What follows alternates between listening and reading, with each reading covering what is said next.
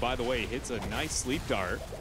But the new Tyrande. But the sitting it with Ana, the playmaking capabilities that you have as the Kel'Thas, you suddenly post 13 with the Pyromania CDR, you get into a position where it's like, I mean, we joked about it in the same conversation. You know, you're kind of like the Oprah Winfrey of gravity lapses. You're just like, you get with gravity lapse, you get a gravity lapse. Everybody is just stuck in a tornado spinning in circles. Still working on that Dreadnought massage parlor. You don't remember we came up with that with the gravity lapse? We did, like, last weekend, man. Apparently, I've got short-term memory loss. It was literally a week ago. Dreadnought, please. Stormbolt lands here on the rotation from No Tomorrow. Scroll of Ceiling does end up coming through and making something happen for a moment, but the wave clear advantage and control over this bottom lane from HeroesHearth has really allowed them to dictate a lot of the pressure towards this Dragonite. Not going to be able to pick it up yet. Is Arthlon getting caught in rotations for a moment there as Murden anchoring for No Tomorrow. But now he's going to have to deal with the lethal combo of Ana Kel'Thas. One sleep dart might be all she wrote. Tom's unable to track down Crone. Remember, as Cassia, when you are moving, you do get that physical armor as you're mobile. So a hero like Raynor tracking down a Cassie in that situation, highly unlikely. Maybe tracking down a BBJ is there, but nice blind coming out from Crowan in return. Puts down another blind, but it wasn't enough. That's actually going to be the first kill for No Tomorrow on BBJ. Yeah, that's a great job here. And now with the double control and a pretty good lane advantage on top, and the fact that Leo's already controlled it, this should be their opportunity. They land the Stormbolt, damage coming through with the Haragic Cube and the Scroll of Ceiling. They end up using the Concussion Mine, a bit overkill at that point, but hey, job done here. Arthlon is dead, and now Dragonite Channel at least attempted.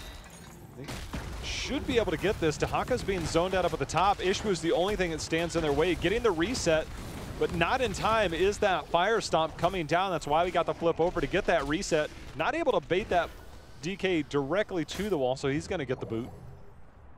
One thing that we have to be looking out for, now that we know we do have the Ana pick up post 7, is the fact that it is the debilitating dart. It is one of the higher impact level 7 support talents, you know? Once Cleanse started to kind of slowly becoming a more rare kind of opportunity, suddenly Ana showed up, and she was like, well, I have the opportunity to get massive damage reduction for 50% there for 3 seconds if applied to a target.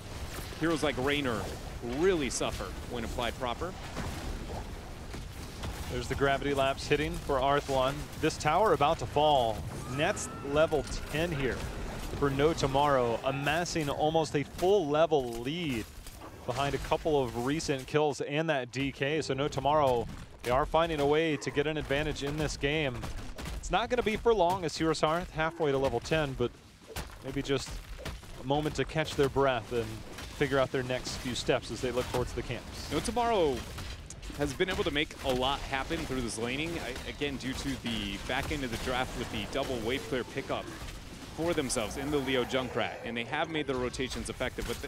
But even with that, HeroesHearth has, in my mind, done a lot of the more proactive plays, though, and the fact that they're counter-rotating to make sure they get a gank in the off lane whenever No Tomorrow is assuming that they make a very kind of expected rotation.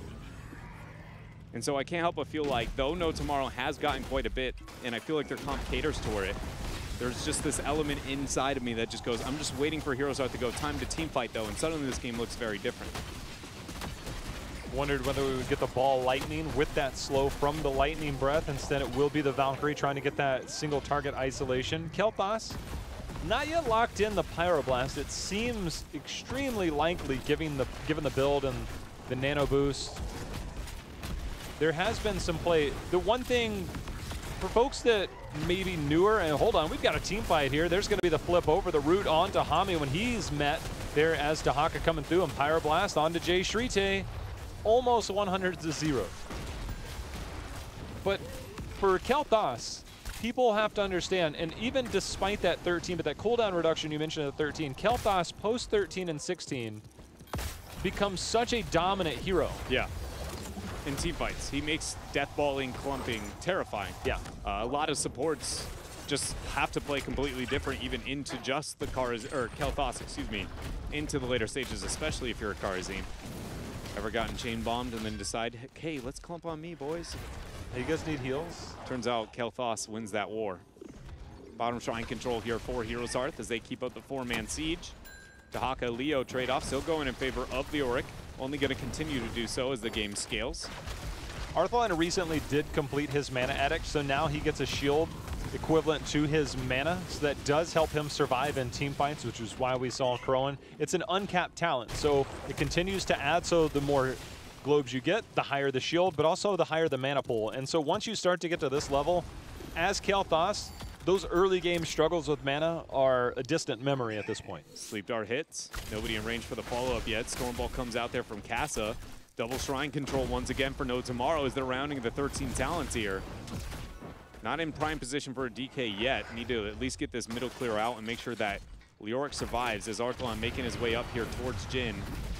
Past Wraithwalk. Oh, actually now with that Wraithwalk down, he should be possibly dead. Drag lands, and that is going to be a gravity lapse immediately after Jhin has to juke. 1, 2. He landed the Drain Hope, but the burrow under is enough. Not able to get to the other side. Jhin, look, that play right there, once you saw the short Wraithwalk, it's like, oh, he's got to juke basically everything. He ended up hitting that Drain Hope onto Dahaka, and Dahaka instantly burrowed under to deny any additional healing, but it wasn't enough to get the kill. That was so close. Clutch plays there from Jhin, again in the off lane. HeroesHearth, that is a little bit of what I was talking about before, that they always seem to be going for the off lane, not so much the off lane, but the unexpected lane pressure because they are struggling into the macro. We see the Shadow Charge attempt, Homicidal unable to get the drag immediately after with that great brush talk out from him. Lightning Breath, Desperation, Arthaline trying to get a Gravity Lapse position, but he's going to be met with a Rip Tire. Gets quite a bit of damage out. Bottom control now over to HeroesHearth, but Leo prepping that top lane for quite a bit of control. I didn't know it was entirely there. I think that Isolation might have been interrupted by that Lornado during the cast. I saw the 8-second cooldown that, or it was on cooldown coming just in. So shoutouts to Shrite on that Junkrat, making sure that he's protecting that flank every time. But see if this flank comes in. There's the concussion mine. Valkyrie not able to pull anybody in. We do see the root onto Crowan. There's going to be the knockback, but the gravity lapse in return. Dotting up with that living bomb on the Casanova. Fireworks, but no kills. But No Tomorrow still retains that 1-level lead. HeroesHearth Esports has been just a fraction of an inch or a second. A lot of the game, though, from setting up these major combo kills. You can see the thought process in the composition is very much the Sleep Dart follow-up between Gravity Lapse, Valkyrie, and Sleep Dart. One of those three should be a start, and one of those three should be the follow-up afterwards, and usually able to get a kill, too. I can't help but feel like a lot of the reason that hasn't been the case is purely because of Akaface there on that Decker Kane. A lot of good peel from him. Jay Shrite, as you've said, with the concussion mines, and then Casanova. All three of them have done a really good job of kind of breaking up the 1-2 punch of HeroesHearth. Casanova post level 13 can definitely stay alive in there. See if we get the follow-up. The Fend comes in, the healing reduction, but no second wind. Actually, third wind picked up at level 1. No third wind kicking in yet, so not able to deny that. Aka does end up backing here. There's Jhin trying to take the trade up above. The wet noodle fight off top lane still continues. Who's got the wetter noodle, though? That one, I think I'd probably give Leo with the wetter noodle. I think it leaves the minions at least a little bit more kind of upset whenever he slaps it, whereas the drag, not so much. There's going to be the stun, the follow-up, the gravity lapse, the sleep dart, the Valkyrie, the leap out, going to be interrupted, and Casanova not able to get anything out in time, and we wondered what the CC chain would look like. Well, that was it. It works. Catching up Muradin this time here. HeroesHearth in this downtime should be able to get a lot of pressure out as you see them already commit to a rotation down below with a 4-man. They're going to try and demand some kind of response, and in the downside, Homicidal will be able to pick up that top shrine and then ideally make a 16 rotation and be able to pressure out with that Dragon Knight. Bottom Knights is available if they would like to better prep the map into their favor, but after that Sleep Dart being hit, questioning if they want to advance there. Huge scroll of ceiling thrown out by Akaface. They get the Lornado too, forcing Ishbu to actually burn the Lightning Breath. That is single-handedly Akaface making the play and forcing them to catch, and then look at that scroll of ceiling response. The guy is on fire. We don't get one, we got two. That's going to be a double. Now Shrite, he wants to get on the action, hitting that concussion mine, see if he puts himself in between Ishbu and team. Does get the concussion mine over, but Ishbu staying alive, getting those stuns, getting that fire stop healing. He'll survive on this point, but for how long? It's all about getting stuns. Nice knockback by Thompson, which will supply some more. BBJ coming in as well. That will be enough. They do get the DK out of that, so the survivability of a Diablo at this point, that is insane. It's because they're funneling through that choke, and he constantly throws his flames through the choke, so everybody is actually getting hit with multiple procs there. And Ishbu, pretty much a man against the world, J-How. And the Ana support plus that, my goodness, you're not killing anybody in that one. That was Diablo. That was literally raid boss Diablo. Jin does land the drain onto the DK, of course, does count as a heroic target, so help to get some of that down.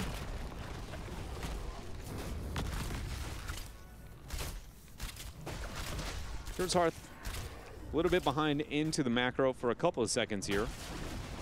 But we'll be able to get back to it. Still 35 seconds onto the Dragon Knight. They need to open up some structure. Can't help but feel like bottom lane would be in their best interest.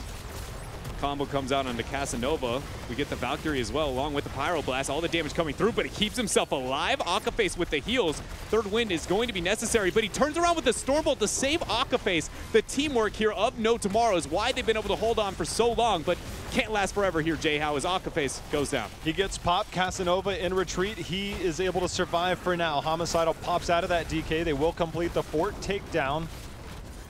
So they do get some control over this. Despite all of that, I look at the minimap and I look at the experience lead. You could argue No Tomorrow still has some control over this battleground. They are still 30 seconds away from having their supports. That does open up a window here for HeroesHearth to push in the bot lane. But overall, No Tomorrow still holding strong in this game for now. Gonna try and siege on bottom. Wow, Dahaka getting the soak there on the top half of the battleground, but because that top forward is down, it's easy to control vision information for No Tomorrow. And part of the reason they can make probably a clever rotation here with that Leoric towards the mid lane once Decker Kane spawns if they'd like to do so. So much so that you already see Ishbu backing out to make sure to anchor and stop that if that would be the case. And now HeroesHearth back out. Pick up a couple of mercs, maybe look for a double stack on bottom, but surely No Tomorrow will be able to round that 20 talent here before them, unless HeroesHearth can find a way to get an invade, and they just haven't been that proactive here, J-How. Yeah, fighting into the chokes, especially against the Kael'thas, is terrifying, and they are doing that, is HeroesHearth. They're going to go for that double camp, and this is slow to identify for No Tomorrow. They've fallen into this trap before. This is a Tempo Storm special, but when this is available and this choke here, they might be just trying to avoid that, try and get 20, but now we have Night Camps plus Siege Giants that will push through. That one tower, very low, will get a nice chunk of XP.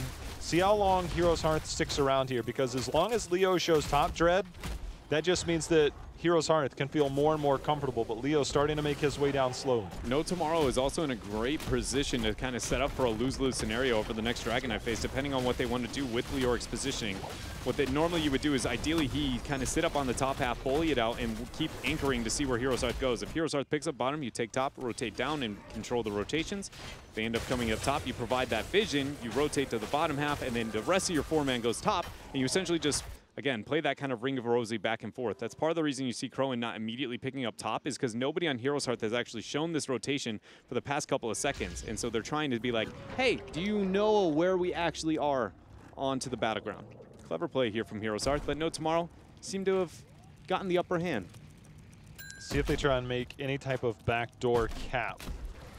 They're not close enough to 20 to where they can threaten an engagement just yet. They might have enough for a stall or two. As you can see, they're making sure to fast clear. Arthlon does get caught out. There's going to be the return damage, the healing coming in, but the Riptire is out. Dahaka did end up getting that backdoor cap the minute everybody showed, bought enough time. And for HeroesHearth Dread, that's a clever play, because now they have enough time to get to 20 and find themselves on even footing. They are a couple of seconds behind when it comes to the rotation itself, but Cassia is already in a prime position, so I do think you're right. They have waited out the 20 threshold well enough. Rewind was used on that initiation there for Casanova. Probably won't be available, at least not quite yet, if the skirmish happens. Oh, Arthlon, though, is going to get Wraithwalks, buried alive in Tomb. He's just out of range. He canceled his Wraithwalk early and wasn't able to make up the distance. And now has to deal with the situation at hand. Casanova does not land the Stormbolt. Homicidal still up on top, has a brush talk through that Bermuda Triangle if he'd like to do so. Akaface eats a large amount of damage. We see the Buried Alive thrown down. There is the Lightning Breath, but a lot of damage there onto Decker Kane as he has to kite away. Thompson is the focus there onto the Drag. He is the first blood here for HeroesHearth Esports as they drop the Valkyrie, bringing it back. Crowan trying to get damage out. A lot of focus onto Casanova, but he's healing himself up as Homicidal threatening the back line, lands the drag onto Jay Shrite, met with a Stormbolt. It's the Flame Strike lands, Ignite, the though. Chain Bomb, Ignite. but the potion keeps him up. Now we're going to see is Jin still holding into that position in the mid, but here comes the Ignite. That's going to be the Flame Strike, dotting him up. He survives for a moment, but Crowan able to come in with the fend and the takedown. That's a double, and now we see Diablo already rotating down to that bot lane, and this should be a DK picked up here for HeroesHearth. They do have the middle fort still available for No Tomorrow, so something that might be able to rely on to slow some of the transitions and pressure that is about to be applied towards their base. There is the last interrupt, and Casanova has to be careful. That's a sleep dart and just dead if he's out too far for too long. Ends up making it out just fine here, and here comes the siege rotation. 10 seconds out from Raynor. Jin will be able to join in a little bit sooner than that. Yeah, so they should have all hands on deck for the defense here. Leo, the main Got a force rate target, instantly there, but he ate about half of his health on the way out. And notice how he only cut off like 3 seconds on the last drain hope. He didn't have to do that. That's one of those moments where it doesn't cost him too much in resources this time, but I can't help but feel like it may have. Dragon Eye Siege continues here. This should be a keep falling. It's a matter of whether No Tomorrow can turn it outside of this. You see the Flame Strikes coming in, continuing to apply that living bomb. Right now, the DK's gone down and the keep has survived for a moment. We're going to see, there's the Lornado. Buried Alive is going to be there. Does get the silence momentarily onto Crowan, but Jen trying to walk away. Instead, that's going to be Decker, the first to fall. Casanova diving the back line. It's a 1-for-1 as Cassie has fallen as well. Yeah, just enough damage out there as the Lightning Breath still continuing for Ishbu. He ends up dropping. He will have enough souls to come back to life, but look at Jin there on that Wraith Walk advancing. Leoric is one of the best heroes on this track down chase here. Riptire come through. There's the damage onto BBJ. Another poke onto Jin. He has to hit a Drain Hope if he has a chance, but Arthalon threatens it back. Homicidal hits the drag. Gravity Lapse comes through. Casanova, the damage is there. Chain Bomb gets the job done. Sleep Dart was enough to keep him dead long enough. And speaking of dead, Leoric returning his way to the grave. It's a 4v1. Junkrat, all that stands between HeroesHearth and the core. And I think they might try and move forward, but Deckard only 20 seconds out the Lornado zoning capabilities. And Kel'Thas, as much damage as he does overall, Dread, it doesn't exactly scream, let's siege up on the core and end the game. Yeah, it's definitely not one of his, immediate strengths. It kind of used to be because he would just do so much damage so fast that nothing really mattered, but, modern day Kel'Thas. Double Flame Strike at 16. Yeah. Ignite is kind of the go-to nowadays. Double Flame Strike might be it, but without that 16 does make it harder. Yeah, way too hard to be able to get that that damage out onto it, and now we're kind of sitting in an awkward situation. No Tomorrow has been in control for most of this game, though the kills now weighted heavier towards HeroesHearth Esports.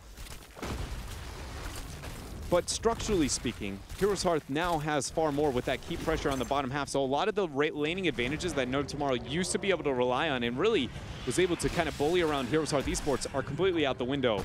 And very much HeroesHearth Esports, it feels like they are now on their game to lose kind of circumstance, especially considering post-20 Dragonshire with a Dahaka on your team. That's the dream. Well, this can help alleviate pressure momentarily. Casanova walks forwards, finds Ishbu in the bush, hits him with a hammer. Up to... It's up to them to go in. There we go, the instant reply. That is a Diablo in that. Remember, Diablo did end up falling. There's going to be the Pyroblast in return, so the tanks, Jin, no longer a tank. He's on that backside. There's going to be the reset on that for Arthalon, trying to keep control there as he dishes out the damage. No Tomorrow actually survived there, at least for a little bit, holding on. We do see that Leoric will be able to get another Drain Hope. Depending on how many of those he gets, he will be back roughly 20 to 30 seconds faster than Diablo. Problem is that No Tomorrow has a camp pushing up against them on the top half, and they don't have a global advantage, so nobody's going to ever threaten a Dragon Knight until Jay Shrite is the man to clear mid or go to the top half, and that is too much time, it feels like, there for No Tomorrow, at least for now. Jay Shrite now making the transitions out, knowing that Jin's going to be back here in 5. Kel'Thas has 56 globes accumulated. That is a fatty shield if anybody ever tries to kill him on the backside. And there's that camp. We did see Jay Shrite completed his level 4 grenade talent, so that's pretty well stacked. He's going to show himself on the top as the rest of HeroesHearth. They're going to start to make their rotation up. Crowan, though, Crowan's getting caught out. He's going to get blown up instantly there, making the rotation, looking for a potential deny on that. They thought maybe there was going to be more, and there's going to be a buried alive onto Ana. BBJ, he's in trouble. See if they can close the gap. They do, and just like that, HeroesHearth is down 2 members. They're down 2 members. Dahaka will be able to pick up the bottom shrine, though, so this is going going to be double shrine control in favor of HeroesHearth, though they're down members. Casanova will be able to pick up top shrine, while the rest of No Tomorrow making their way now down towards bottom. This is a Dragonite for No Tomorrow, unless HeroesHearth can catch somebody somewhere in the rotations, and everybody now committed to bottom. Jin misses the Drain Hope. Wraithwalk onto that Shadow Charge. Jace Rite starts the channel, and it's going to be a Dragonite here, J-How. There's still the Kel'Thas factor in all of this that can dot everybody up and zone out so incredibly well, and the damage that can be put out there is so significant. 15 seconds until we get Cassia back on board to try and dish out the damage. 20 seconds, though, until Ana is here. For No Tomorrow, Dreadnought, this might just be a home run play they have to make. Yeah, it does feel like this is very much them needing to kind of complete the cycle. It is that is chunking. Damage coming out. Keep Gate now going to drop here as they keep up the siege. Buried alive, use onto Ishbu. Homicidal trying to get the isolation on the backline, not going to make it land there as Jin spreads the chain bomb onto 2 targets. The Pyroblast comes through onto Tomster. Will he live? Oh my, clutches it there with the armor use out of his level 4. Great job there from him, and Keep goes down at the hands here of No Tomorrow. But HeroesHearth, they can smell the blood. They want somebody here from No Tomorrow. See if they might be able to turn this. Lornado available in 14 seconds for some zoning. Hami goes under to dodge that kick from the DK, and Arthlon continuing to just throw out Flame Strike after Flame Strike. And it looks like No Tomorrow, they're going to fall back and concede as they just have evened the lanes up as we approach the 25-minute mark. But Ishbu, he's looking to see if he can get the DK out of this. There's the knockback. Concussion Mine put down, will buy time. Buried Alive is available, Drift. It is available, but Jin actually had an opportunity to flank from above and is not choosing to do so. Instead of approaching this fight from the left to right here, now is going to question for the flank, but now the initiation happens. There goes the Sleep Dart onto Casanova. Scroll of Ceiling, not going to land, or actually will end up landing there as the Lightning Breath goes down along with the Buried Alive. Lightning Breath is thrown down, but Ishbu ends up going down. Crowan eating that Lornado, just getting bullied all over the place. Kiting trying to keep himself up, but the Scroll of Ceiling locked down again here by Akaface. 2 members of HeroesHearth dead, and No Tomorrow's not done. Jin is just on that front line. Tomster eating all kinds of damage. He doesn't care. That's going to be a 3rd member down from HeroesHearth. And No Tomorrow, I think this is an opportunity for them to siege up and take a game in this series as they move forward. Again, the threat of Kel'Thas. No Tomorrow, they want a little bit more at their back as they're going to pick up the siege camp very, very quickly as they try and make this push to end this game and get back into this series. Yeah, this is going to be very much the safe play. The most important thing when getting the siege onto the core is making sure that Raynor does not get sleep darted. He is a large portion of the damage onto the core. Does not get debilitating darted either. Yeah, Pyroblast is available, so you always have that blow-up threat. Arthlon trying to get into position. The shields are falling. No Tomorrow, 90% and falling here on the side of HeroesHearth. It looks like this should be enough for No Tomorrow to take a game as we have Buried Alive onto Kel'Thas. There's no damage when you can't speak or do anything as you are silenced in 20%. That is enough. No Tomorrow taking game number 3 here to pick up win in this series. No Tomorrow, after role swapping 3 players, find a situation to where they are able to take a game off of HeroesHearth Esports. It should be noted again that this is not the entirety roster of HeroesHearth Esports, but as we said, they have practiced with Homicidal. Homicidal's played before in Even to Death. He has been an HGC North America player. It's not like this is, some guy off the street. So this is a big moment here for No Tomorrow. Jace Rite completed his quest, then he showed that he was landing pretty accurate.